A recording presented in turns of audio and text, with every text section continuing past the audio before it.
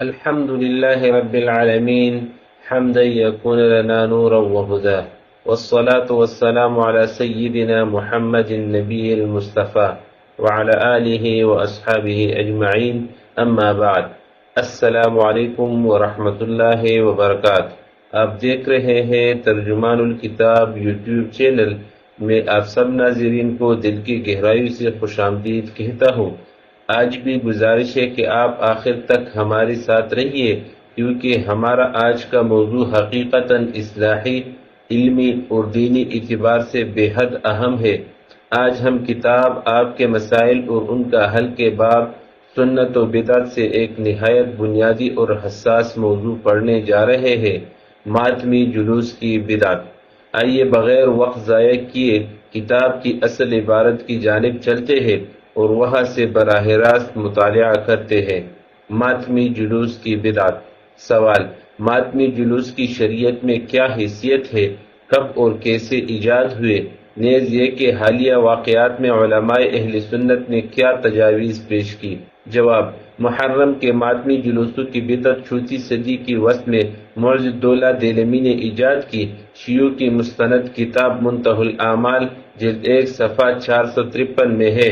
ترجمہ: سب مورخین نے نقل کیا ہے کہ 352 ہجری میں عاشورہ کے دن معز الدولہ دیلمی نے اہل بغداد کو امام حسین رضی اللہ عنہ پر نوحہ کرنے، چہرہ پیٹنے اور ماتم کرنے کا حکم دیا، اور یہ کہ عورتیں سر کے بال کھول کر اور منہ کالے کر کے نکلے، بازار بند رکھے جائے، دکانوں پر ٹاٹ لٹکائے جائے اور طباخ کھانا نہ پکائے۔ چنانچہ شیعہ خواتین نے اس شان سے جلوس نکالا کہ دیگ وغیرہ کی سیاہی سے منہ کالے کیے ہوئے تھے اور سینہ خوبی و نوحہ کرتی ہوئی جا رہی تھی۔ سال ہا سال تک یہی رواج رہا اور اہل سنت اس بدعت کو روکنے سے عاجز رہے، کیونکہ بادشاہ شیعوں کا طرفدار تھا۔ حافظ ابن کثیر رحمۃ اللہ علیہ نے البدایہ والنہایہ میں 352 ہجری کے ذیل میں یہی واقعہ اس طرح نقل کیا ہے۔ البدایہ والنہایہ جلد 11 صفحہ 243۔ ترجمہ: اس سال یعنی 352 ہجری کی محرم 10ویں تاریخ کو معز الدولہ بن بویہ دیلمی نے حکم دیا کہ بازار بند رکھے جائے، عورتیں بالوں کے ٹاٹ پہنے اور ننگے سر ننگے منہ بالوں کو کھولے ہوئے چہرے پیٹتی ہوئی اور حضرت حسین رضی اللہ عنہ پر نوحہ کرتی بازاروں میں نکلے۔ اہل سنت کو اس سے روکنا ممکن نہ ہوا، شیعوں کی کثرت و غلبہ کی وجہ سے، اور اس بنا پر کہ حکمران ان کے ساتھ تھا۔ اس سے واضح ہے کہ چوتھی صدی کے وسط تک امت ان ماتمی جلوسوں سے یکسر ناشنا تھی۔ اس طویل عرصے میں کسی سنی امام نے تو درکنار کسی شیعہ مقتدی نے بھی اس بدعت کو روا نہیں رکھا۔ ظاہر ہے کہ ان ماتمی جلوسوں میں اگر ذرا بھی خیر کا پہلو ہوتا تو خیر القرون کے حضرات اس سے محروم نہ رہتے۔ حافظ ابن کثیر رحمۃ اللہ علیہ کے بقول البدایہ والنہایہ جلد 11 صفحہ 254۔ ترجمہ: اور یہ ایک ایسا تکلف ہے جس کی اسلام میں کوئی حاجت و گنجائش نہیں، ورنہ اگر یہ امر لائق تعریف ہوتا تو خیر القرون اور صدر اول کے حضرات جو بعد کی امت سے بہتر و افضل تھے، وہ اس کو ضرور کرتے کہ وہ خیر و صلاح کے زیادہ مستحق تھے۔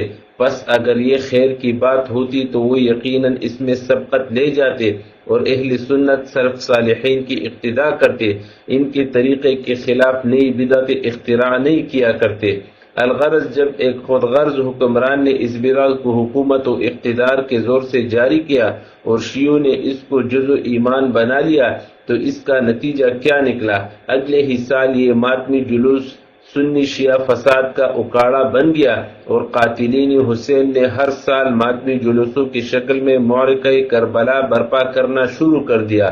حافظ ابن کثیر رحمۃ اللہ علیہ نے 353 ہجری کی حالات میں لکھتے ہیں البدایہ والنہایہ جلد 11 صفحہ 253۔ ترجمہ: پھر 353 ہجری شروع ہوا تو رافضیوں نے 10 محرم کو گزشتہ سال کے مطابق ماتمی جلوس نکالا۔ پس اس دن روافض اور اہل سنت کے درمیان شدید جنگ ہوئی اور مال لوٹے گئے۔ چونکہ فتنہ و فساد ان ماتمی جلوسوں کا لازمہ ہے، اس لیے اکثر و بیشتر اسلامی ممالک میں اس بدعت سیئہ کا کوئی وجود نہیں۔ حتیٰ کہ خود شیعی ایران میں بھی اس بدعت کا یہ رنگ نہیں جو ہمارے ہاں کربلائی ماتمیوں نے اختیار کر رکھا ہے۔ حال ہی میں ایران کے صدر کا بیان اخبارات میں شائع ہوا جس میں کہا گیا عالم اور تعزیہ غیر اسلامی ہے، عاشورہ کی مروجہ رسوم غلط ہے۔ ایران کے صدر خامنائی کی تنقید۔ تہران یعنی خصوصی رپورٹ۔ ایران کے صدر خامنائی نے کہا ہے کہ یوم عاشورہ پر امام حسین رضی اللہ عنہ کی یاد تازہ کرنے کے مروجہ طریقے یکسر غلط اور غیر اسلامی ہے۔ اسلام آباد کے انگریزی اخبار مسلم کی رپورٹ کے مطابق ایرانی سربراہ مملکت نے نماز جمعہ کے اجتماع سے خطاب کرتے ہوئے مزید کہا کہ یہ طریقہ نمود و نمائش پر مبنی اور اسلامی اصولوں کے منافی ہے۔ فضول خرچی اور اسراف ہمیں امام حسین رضی اللہ عنہ کے راستے سے دور کر دیتا ہے۔ انہوں نے عالم اور تعزیے کے مخالفت کرتے ہوئے کہا کہ خواہ یہ محراب و گنبد کی شکل میں ہی کیوں نہ ہو، یاد تازہ کرنے کی اسلامی شکل نہیں۔ ان نمائشی چیزوں پر رقم خرچ کرنا حرام ہے اور عاشورہ کی روح کے منافی ہے، کیونکہ یوم عاشورہ تفریح کا دن نہیں ہے۔ امام خمینی کے فتویٰ کا حوالہ دیتے ہوئے صدر خامنائی نے کہا کہ مذہبی تقریبات کے دوران لاؤڈ سپیکر کو بہت اونچی آواز میں استعمال نہیں کرنا چاہیے اور عزاداری کے مقام پر بھی پڑوسیوں کو کوئی تکلیف نہیں پہنچنا چاہیے۔ لوگوں کو ماتم کرنے پر مجبور نہیں کرنا چاہیے اور نہ ہی اس رسم کو لوگوں کے لیے تکلیف دہ ہونا چاہیے۔ روزنامہ جنگ، کراچی، پیر 19 محرم 1405 ہجری 15 اکتوبر 1984 سن عیسوی۔ ہند پاک میں یہ ماتمی جلوس انگریزوں کے زمانے میں بھی نکلتے رہے اور اسلامی جمہوریہ پاکستان میں بھی ان کا سلسلہ جاری رہا۔ اہل سنت نے اکثر و بیشتر فراخ دلی و رواداری سے کام لیا اور فضا کو پرامن رکھنے کی کوشش کی، لیکن ان تمام کوششوں کے باوجود کبھی یہ بدعت فتنہ و فساد سے مبرہ نہیں رہی۔ انگریزوں کے دور میں تو ان ماتمی جلوسوں کی اجازت قابل فہم تھی کہ لڑاؤ اور حکومت کرو، انگریزی سیاست کی کلید تھی، لیکن یہ بات ناقابل فہم ہے کہ قیام پاکستان کے بعد اس فتنہ و فساد کی جڑ کو کیوں باقی رکھا گیا جو ہر سال بہت سی قیمتی جانوں کے ضیاع اور ملک کے دو طبقوں کے درمیان کشیدگی اور منافرت کا موجب ہے۔ بظاہر اس بدعت سیئہ کو جاری رکھنے کے چند اسباب ہو سکتے ہیں۔ ایک یہ کہ ہمارے ارباب حل و عقد نے ان ماتمی جلوسوں کے حسن و قبح پر نہ تو اسلامی نقطہ نظر سے غور کیا اور نہ ان معاشرتی نقصانات اور مضرتوں کا جائزہ لیا جو ان تمام ماتمی جلوسوں کے لازمی نتائج کے طور پر سامنے آتے ہیں۔ ایک نظام جو انگریزوں کے زمانے سے چلا آتا تھا، انہوں نے بس اسی کو جو کا تو برقرار رکھنا ضروری سمجھا اور اس میں کسی تبدیلی کو شان حکمرانی کے خلاف تصور کیا۔ عاشورائی محرم میں جو قتل و غارت اور فتنہ و فساد ہوتا ہے وہ ان کے خیال میں کوئی غیر معمولی بات نہیں جس پر کسی پریشانی کا اظہار کیا جائے یا اسے غور و فکر کے لائق سمجھا جائے۔ دوسرا سبب یہ ہے کہ اہل سنت کی جانب سے ہمیشہ فراخ قلبی و رواداری کا مظاہرہ کیا گیا اور ان شرانگیز ماتمی جلوسوں پر پابندی کا مطالبہ نہیں کیا گیا، اور ہمارے حکمرانوں کا مزاج ہے کہ جب تک مطالبے کی تحریک نہ اٹھائی جائے وہ کسی مسئلے کو سنجیدہ غور و فکر کا مستحق نہیں سمجھتے۔ جناب صدر کراچی تشریف لائے اور مختلف طبقات سے ملاقات فرمائی۔ سب سے پہلے شیعوں کو شرف باریابی بخشا گیا۔ آخر میں مولانا محمد بنوری، مولانا مفتی ولی حسن اور مفتی محمد رفیع عثمانی صاحب کی باری آئی۔ مولانا مفتی محمد رفیع عثمانی نے نہایت متانت و سنجیدگی اور بڑی خوبصورتی سے صورتحال کا تجزیہ پیش کیا، لیکن اہل سنت کی اشک شوئی کا کوئی سامان نہ ہوا۔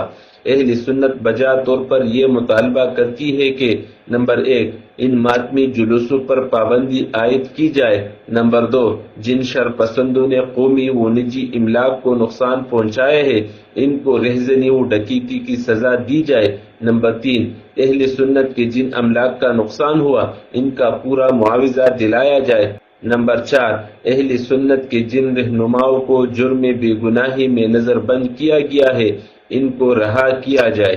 الحمدللہ آپ نے کتاب کی بنیادی توضیحات سماعت فرمائی۔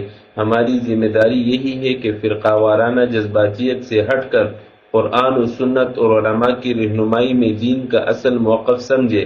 ہم بدعت اور سنت کے امتیاز کو واضح کرتے ہوئے امت کو درست سمت دکھانا چاہتے ہیں۔ اللهم اهدنا صراطك المستقيم واجعل أعمالنا خالصة لوجهك الكريم. اللهم أرنا الحق حقا وارزقنا اتباعه وأرنا الباطل باطلا وارزقنا اجتنابه. اللهم انفعنا بما علمتنا وزدنا علما وعملا. آمین یا رب العالمین۔ آج کا سوال: کیا آپ کے نزدیک ماتمی جلوس کی موجودہ صورتحال دین میں اضافہ یعنی بدعت ہے یا آپ اسے کسی اور زاویے سے دیکھتے ہیں؟ اپنی بہترین رائے ہمارے ساتھ کمنٹس میں شامل کریں، اور اگر ویڈیو پسند آئے ہو تو اسے لائک کریں، دوستوں کے ساتھ شیئر کریں، ترجمان الکتاب کو لازمی سبسکرائب کریں تاکہ ہماری آنے والی اصلاحی ویڈیوز آپ تک بروقت پہنچتی رہے۔